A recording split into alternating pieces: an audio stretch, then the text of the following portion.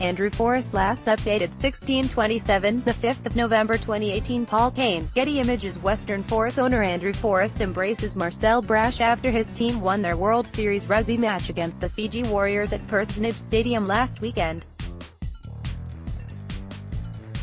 Paul Kane, Getty Images. Billionaire Andrew Forrest addresses Western Force fans before the World Series Rugby game against Fiji. Supplied. Andrew Forrest owns the Western Force, who lost their place in Super Rugby and many of their players as a result. Rugby, it is not the critic who counts, not the man who points out how the strong man stumbles, or where the doer of deeds could have done them better. The credit belongs to the man who is actually in the arena, whose face is marred by dust and sweat and blood, who strives valiantly, who errs, who comes short again and again, because there is no effort without error and shortcoming, but who does actually strive to do the deeds, who knows great enthusiasms, the great devotions, who spends himself in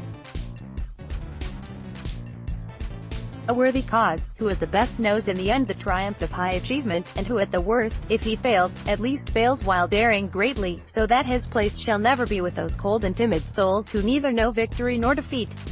The Man in the Arena. Theodore Roosevelt, the 23rd of April 1910. While more than a century has passed since his famous "The Man in the Arena" speech, Theodore Roosevelt's words remain relevant for your acerbic rugby critic Mark Reason. The main tenor of Reason's opinion piece, "Are you sure you're not just cheering for the clothes?" appears to be that unlike Crusaders fans, West Australians have no right to embrace the new Western Force because most of the players weren't born here. Even critics should do their homework. Read more *, Rugby's burning questions *, All Black duo back for Chiefs *, England select Brad Shields *, Moody finally on the mend *, Blues confront Kiwi hoodoo. Perhaps the biggest success the Western Force achieved in Super Rugby was to develop players from the local club competition to Super Rugby standard. In the club's last season in 2017, a record 12 players who were either born in Western Australia or came through the local club competition represented the Western Force. 4 local juniors, Richard Hardwick, Dane Haylett-Petty, Curtis Rona and Kyle Godwin, went on to play for the Wallabies. Ad feedback. Last year, then Western Force coach Dave Wessel summed this up ahead of the Waratahs match when he stated, "Our club now is 12 years old, so if you take a kid who is 22-23 now and is starting to play regular Super Rugby, he was 10 years old when the club was formed. So we are getting the first wave of players who started to play because there is Super Rugby in Perth. We now have more locally produced players than ever in the team and a huge number of those starting on the weekend, so what happened to this crop of locally produced Super Rugby players? Most had no choice but to pack up their families and belongings and leave Perth after the Australian Rugby Union callously ripped our team apart last year."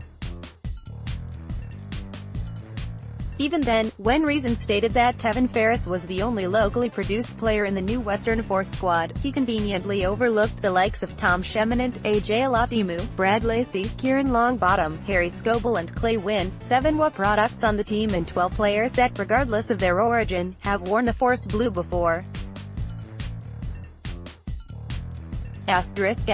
Reason went on to dismiss as really odd the fact that the new Western Force had drawn such a huge crowd to Friday night's opening match against Fiji. Let me provide some context. The Perth crowd of almost 20,000 was the biggest attendance at any rugby game in Australia this year. That's right. And with Super Rugby crowds floundering, why on earth wouldn't you try to improve the match day entertainment and trial new rules to make the game more fan-friendly? Sure, the new Western Force is not the Crusaders. No one is. But while we are barely a month or so old, we have already harnessed some of the game's most important attributes for the rugby world to see. We have pride, passion and the support of a parochial local rugby community, many born in other parts of the globe, who have risen against the injustice of having their Super Rugby team torn away for no good reason. And yes, Mr. Reason, we all look forward to the Crusaders coming to Perth on June 22nd to play our new team. In front of a sellout crowd, of course. As far as my motivations are concerned in all of this, let me borrow a line from Theodore Roosevelt's "The Man in the Arena" speech, and who at the worst, if he fails, at least fails while daring greatly, so that his place shall never be with those cold and timid souls who neither know victory nor defeat. Andrew Forrest, Perth, Western Australia, the 10th of May 2018 *NB. Mark Reason was referring to the run-on side, not the entire squad. Stuff.